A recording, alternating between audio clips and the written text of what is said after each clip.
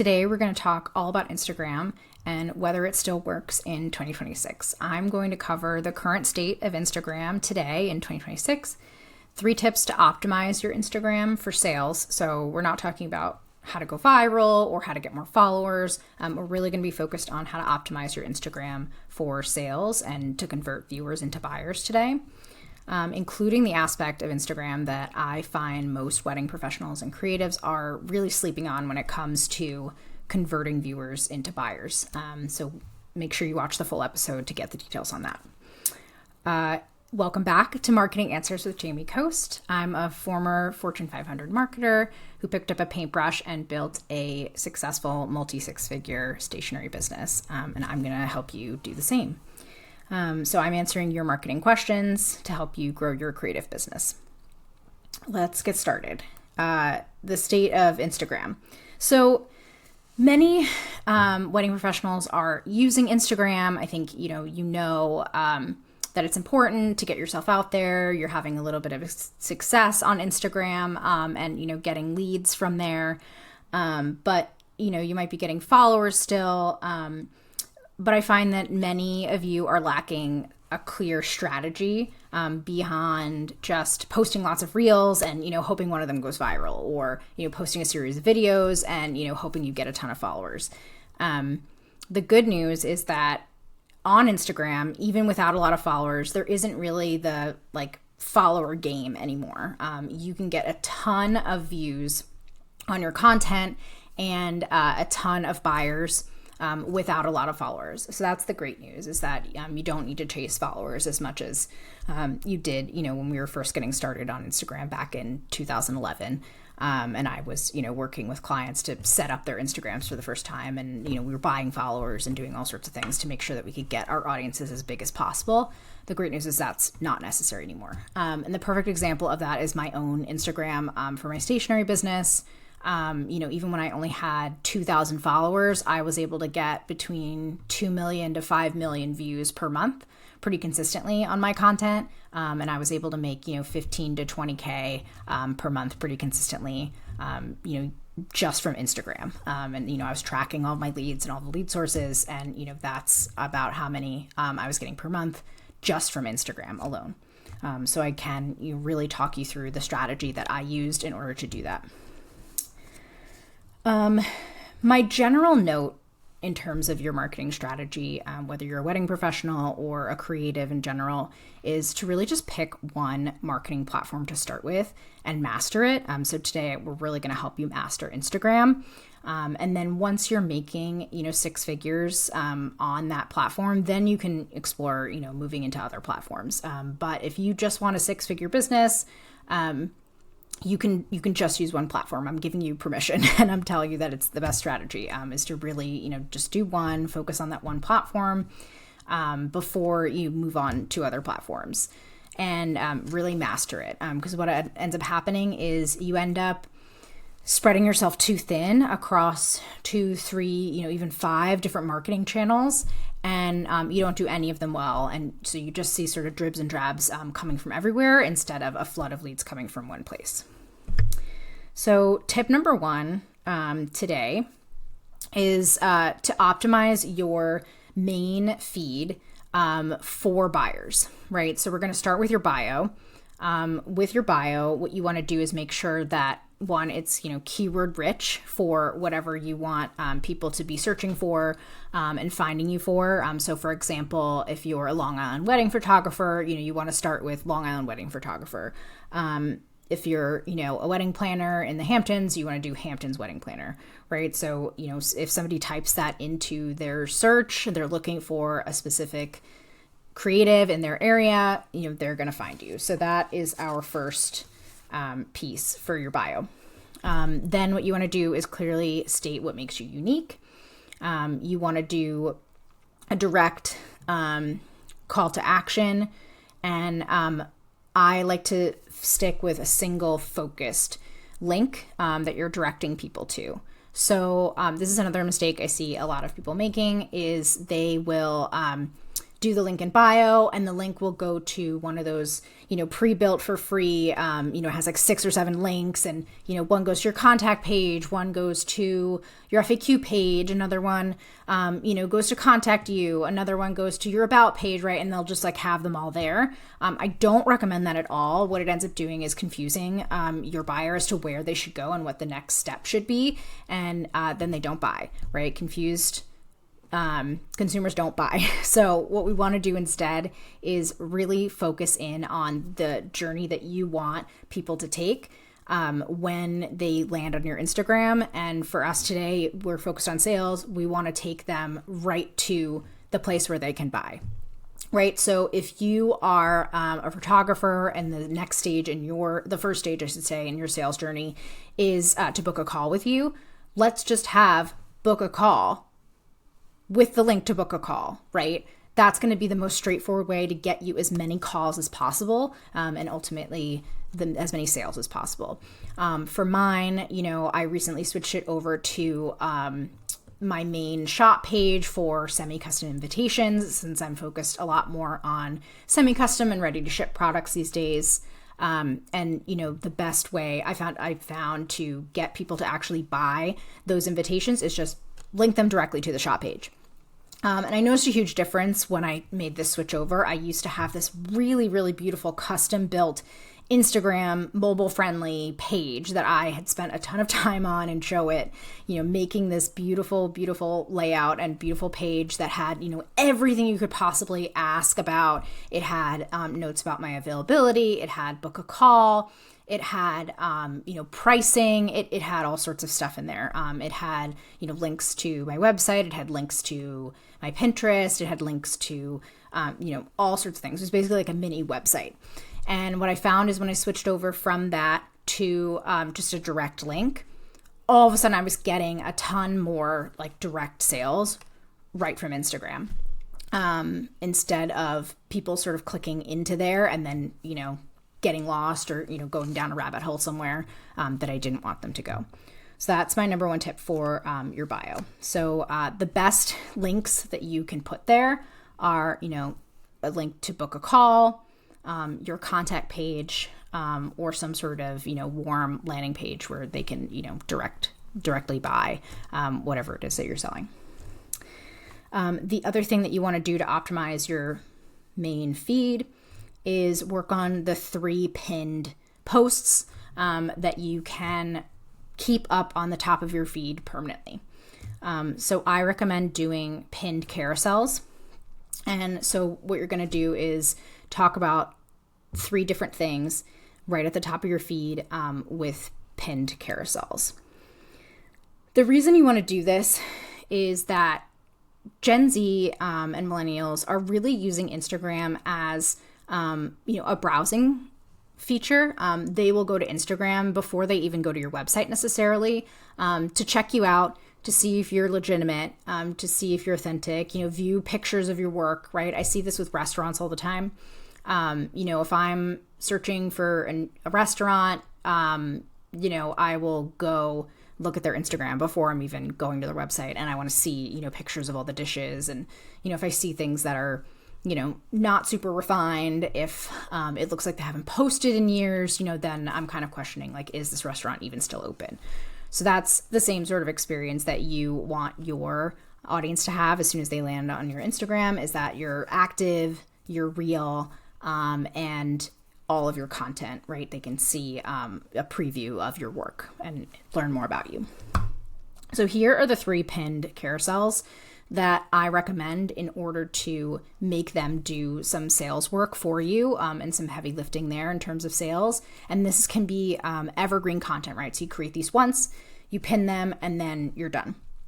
If you have updates, you can make updates, right? You can take them down and post a new one and repin it. But what you really want to do is set this up as, your sort of mini sales funnel within these 3 pins. So the first pin that I recommend is a how to work with me pin. So what you're going to do is briefly outline your packages, your offerings in a carousel, right? Scroll through. And on mine, I literally just have it say how to work with me is the main first frame for the carousel, and then I have, all the different ways to work with me that you can scroll through. So this is to pre-educate your leads before they even contact you, what kinds of things you offer, right? So let's say you are a photographer and, you have, you do wedding photography, and then you do newborn photography, and then you do professional headshots, right? But you don't do family portraits. So what you would say is how to work with me. And, number one would be, hey, you can book me for your wedding. Number two would be, you can book me for your newborn photography. Three would be, hey, you can book me for professional headshots, right? And include some information about that. They can be highly visual in this case, right? It can be an actual photo of, those different example packages that you can purchase, and, with text overlaid on top of it, or you can tell sort of like a slide presentation kind of story across multiple images. You want to aim for, 10 to 15 is like a good place to be. You can even go as low as 5 if it's something really straightforward. But, the more information that you include there, the more people are going to engage with it once they've clicked into it. Once they've clicked into it, that they're a fairly engaged lead.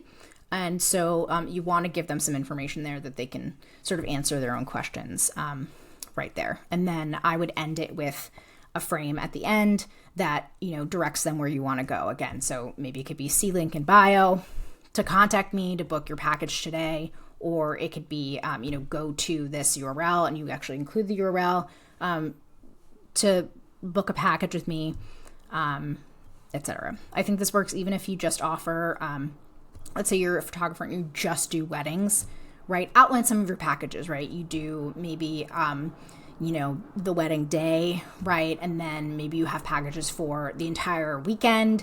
And then maybe you highlight that you also do destination weddings, right? So I would, try and outline like what your 3 core offers are within that pin carousel.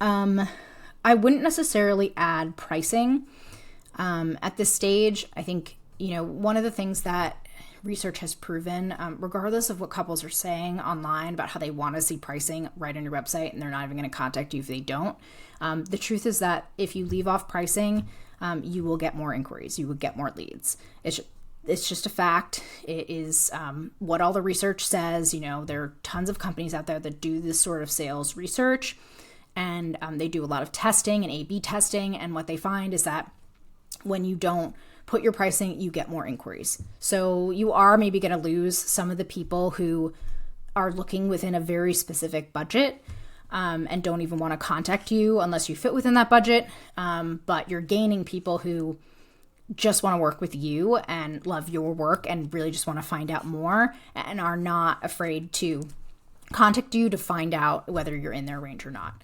I also find that couples don't really know what their budget is, even if they say they do.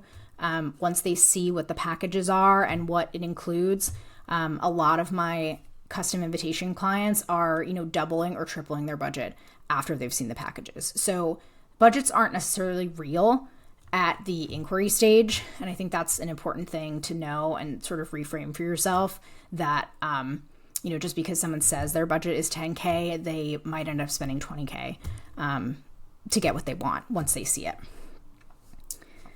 The second pin carousel that I want you to create is a social proof carousel.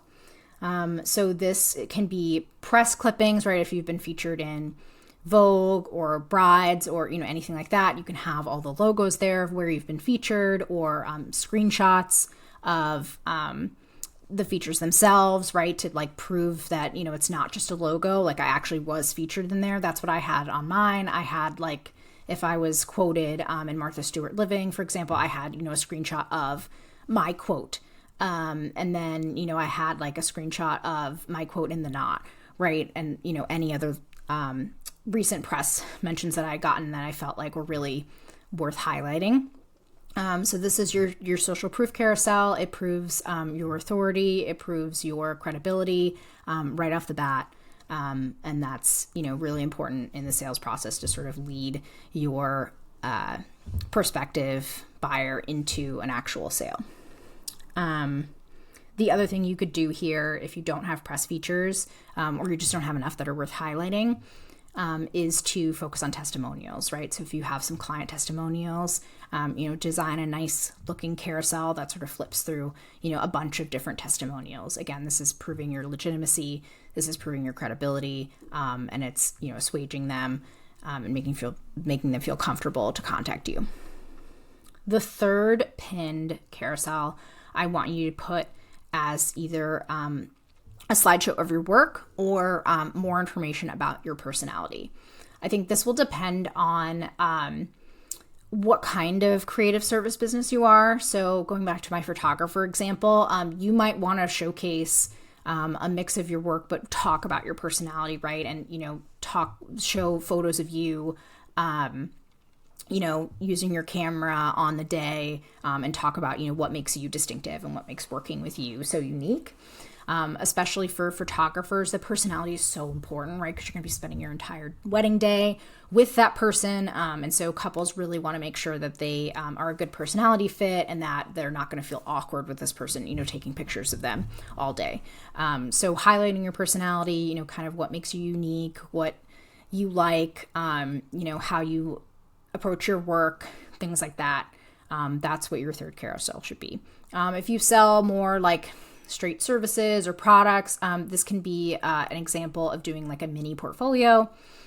So for mine, I have like what my current bestsellers are. So I'll do, the top vellum wrap designs, the top invitation designs, right? And place cards, things like that sell a lot for me frequently.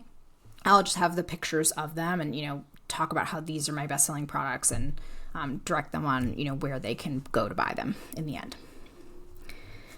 If you don't want to do a pinned carousel for this, you could also do like a pinned reel. If you talking to the camera, that's another one that would be really great for a personality-driven business is, film a reel of you talking to the camera about yourself, about your approach, and then you could pin that instead.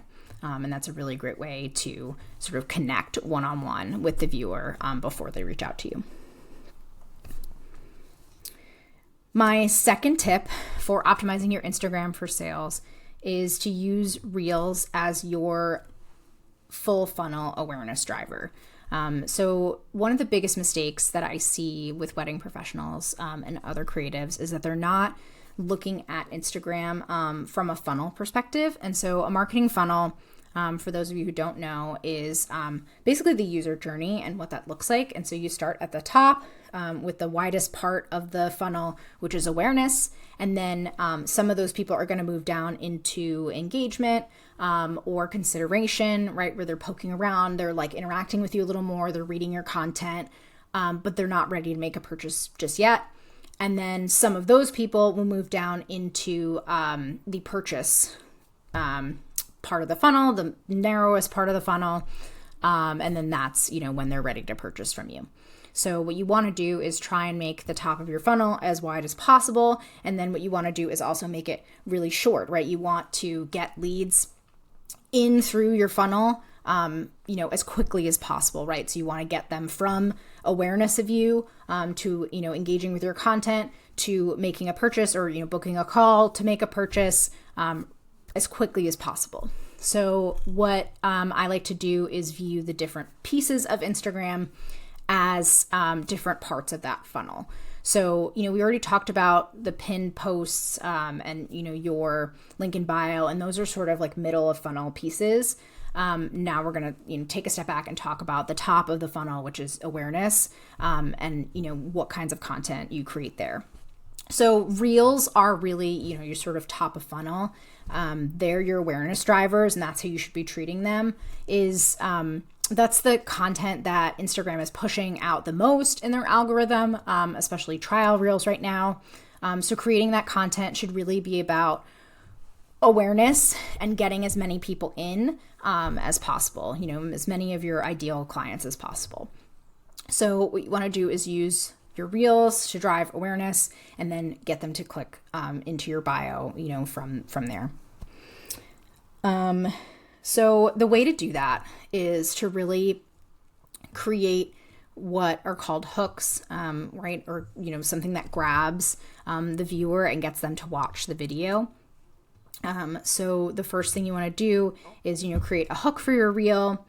And then once you find, you're going to try a whole bunch, right? You're going to try, 30 different hooks, 40 different hooks, right? You're going to post every day different hooks to see which ones are working. Once you find a formula that works, I find it best to replicate that formula as closely as possible and repeat it, right? So you don't have to reinvent the wheel once you kind of figure out which ones are working.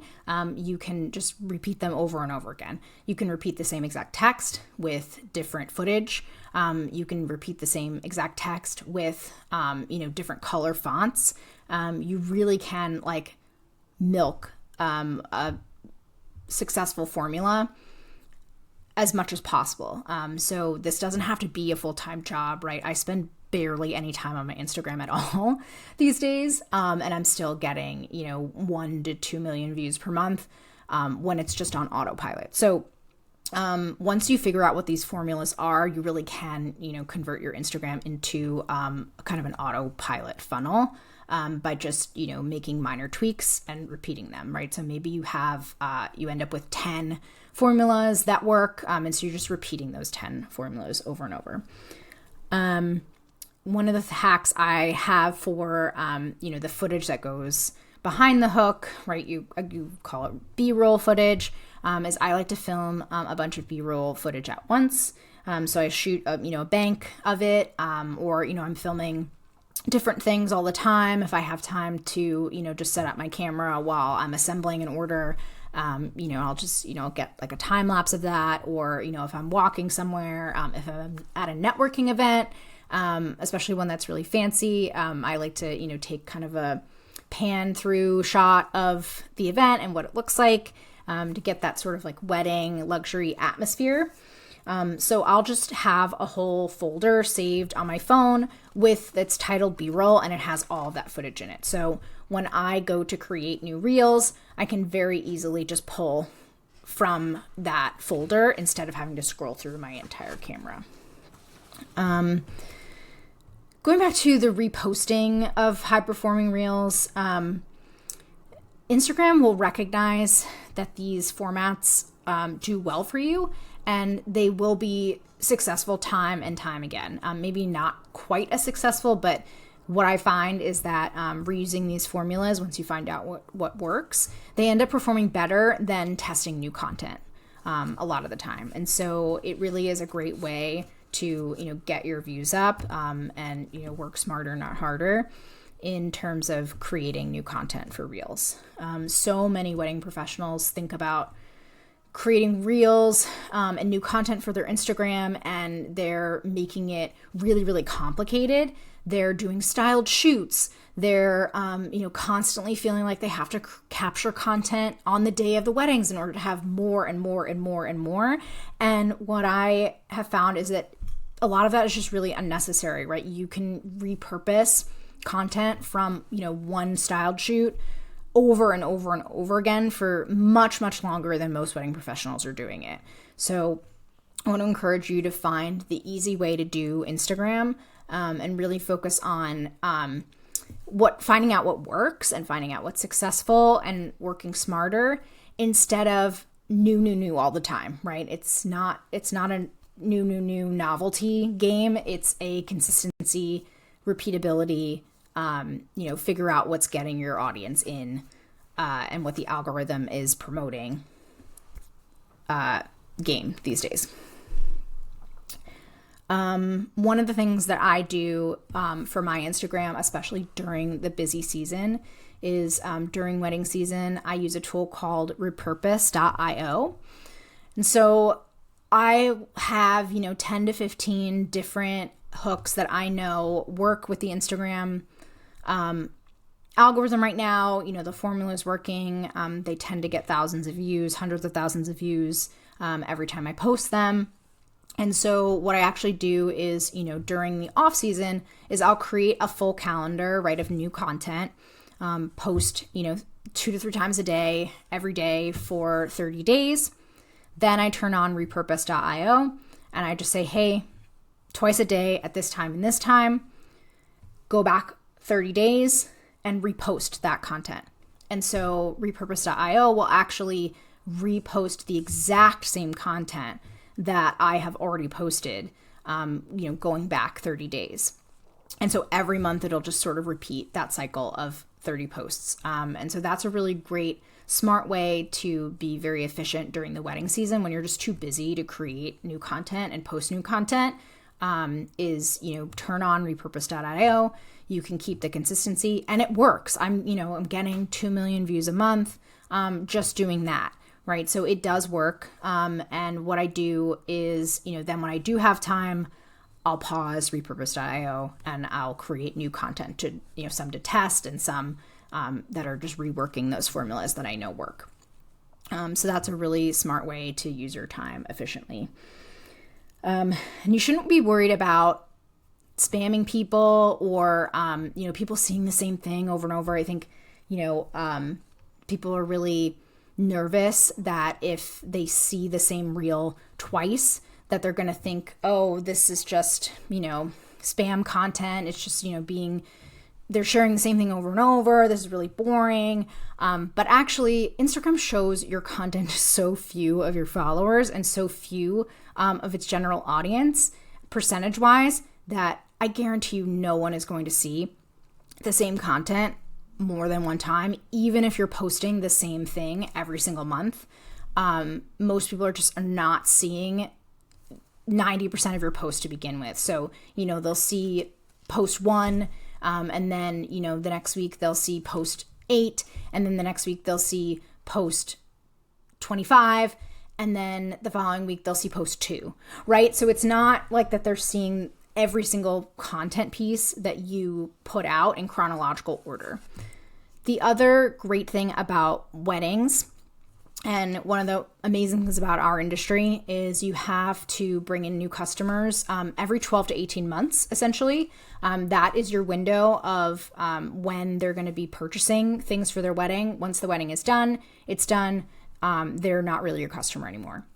And so you shouldn't be afraid to repurpose a lot of content because it's fresh people all the time, right? So once they've sort of been in that 1 month of looking for wedding photographers, and then they found their photographer, they're done, right? And you're getting new people in all the time that are then in that purchase mode and looking for a wedding photographer or a planner or a venue or whatever it is. So don't be afraid to repurpose your content. It's new people seeing it all the time. And most people are not seeing any of your content repurposed at all.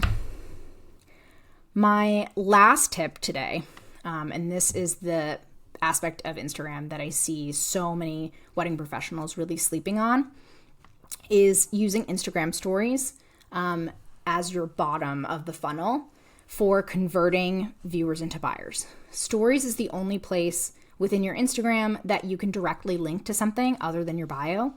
So it's really powerful in driving those conversions if you use strong calls to action to get viewers to directly click on that link to, book a call or purchase a product or, any sort of action that you want them to take, even if it's, engaging in a poll or responding to you directly, right? So you can start conversations in the DMs.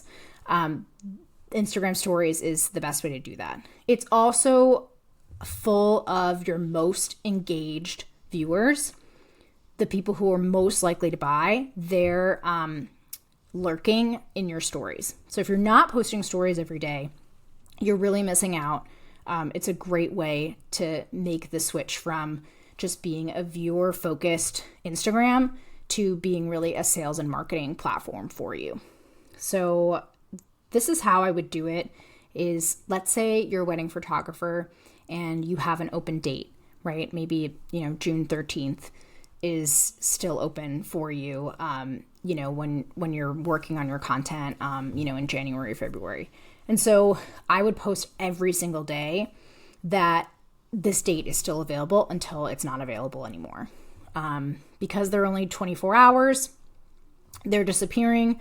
So you could repurpose content if you wanted. I would encourage you to do, new content every day for the week. And then if you want to repurpose that week's worth, you can do that. Because I think if you haven't converted them to a sale after a week or two, they're not necessarily viewing your stories anymore. So for an example, you can add some personality to this, or you can add some urgency to this. Something like, if your wedding date is June 13th, it's your lucky day. I have that still open, right? Type of hooks and type of language. And that is, how I would really use stories to convert people. The other thing you can do with stories is educate people, highlight trends, highlight, different things that your audience should be thinking about, and then highlight those stories into highlights on your bio. So that's another place where you can get more evergreen content, and, like the pinned carousels that we were talking about before, you can highlight a number of different stories for them to check out. So you can create one that's, your entire portfolio. You could create one that's all of the press mentions you've gotten and testimonials you've gotten. You can create another one that is, FAQs, or one that is, you teaching something, right? So you highlighting trends, things like that. For stationery designers, what I like to do is highlight different aspects of your products, right? So have an entire story highlight that's day of, right? So you can highlight all of the things you've done for day of. Do another one that's invitations. Do another one that's save the dates. So you can have almost like a mini catalog to shop as your highlights. The other thing you could do is focus on different colors, right? Maybe if you're a wedding planner, you focus on, different color palettes, right? So maybe you have a highlight that is, green and white. And then you have a highlight that is dusty blue. And then you have another one that's blush, right? And so that's a different way to showcase your portfolio in a way that couples, when they're looking at wedding planners and they're thinking about planning their wedding, and they're thinking about the decor and their color palette, they can click right into the color palette that speaks to them. And then you're showing work that relates right back to the type of wedding that they want to plan. So I think, highlighting different themes would be a really great idea for like a wedding planner, for example. So hopefully you learned a ton of different ways to optimize your Instagram today, to convert viewers into buyers. My main takeaways are that, Instagram really does still work in 2026. I've been using it really successfully. I know a lot of other wedding professionals and creatives that are using it successfully. So it's still a really great marketing platform, a really great choice for you.